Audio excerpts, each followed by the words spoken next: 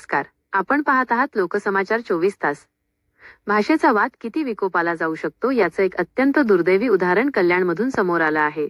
रोजच्या प्रवासात झालेला एक छोटासा धक्का आणि त्यानंतर मराठी हिंदी भाषेवरून झालेला वाद। या वादाने एका 19 वर्षांच्या हसत्या खेळत्या मुलाचा बळी घेतला आहे। नेमकं काय घडलं लोकल ट्रेनमध्ये आणि अर्णव खैरेला आत्महत्येसारखं टोकाचं पाऊल का उचलावं लागलं? पाहूयात हा स्पेशल रिपोर्टवर।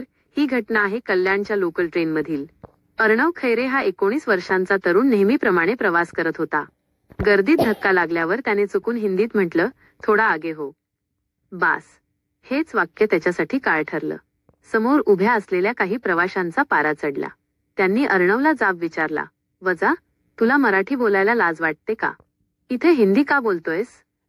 वाद फक्त शब्दांपुरता राहिला नाही। 4 ते 5 जणांच्या टोळक्याने अर्णवला ट्रेनमध्येच लाथाबुक्क्यांनी बेदम मारहाण केली। त्याला शिवीगाळ केली आणि धमक्या दिल्या। भर गर्दीत झालेला हा अपमान आणि मारहाण अर्णवला सहन झाली नाही। घरी पोहोचल्यावर तो पूर्णपणे कोलमडून गेला होता। मनावर झालेल्या या आघातामुळे त्याने अत्यंत धक्कादायक पाऊल उचललं आणि गळफास घेऊन आपली जीवनयात्रा संपवली। या घटनेमुळे कोळशेवाडी पोलीस ठाण्यात गुन्हा दाखल करण्यात आला असून पोलीस आता सीसीटीव्ही फुटेजच्या आधारे त्या 4 ते 5 अज्ञात प्रवाशांचा शोध घेत आहेत। प्रेक्षक हो, अर्णवचा हा मृत्यू समाजाला एक प्रश्न विचारून गेला आहे। भाषा ही संस्कृती आहे, ती जोडण्यासाठी असते, पण भाषेच्या नावावर होणारी ही दादागिरी एका निष्पाप मुलाचा जीव घेते, हे किती योग्य आहे? या प्रकरणात पोलिसांचा तपास सुरू आहे आणि आरोपींना लवकरात लवकर अटक होईल अशी आपण अपेक्षा करूया।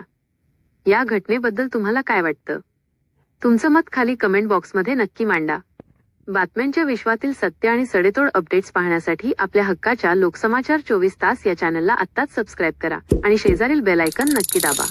हा व्हिडिओ जास्तीत जास्त शेअर करा, जेणेकरून अर्णवला न्याय मिळेल। तोपर्यंत पाहत रहा लोकसमाचार 24 तास।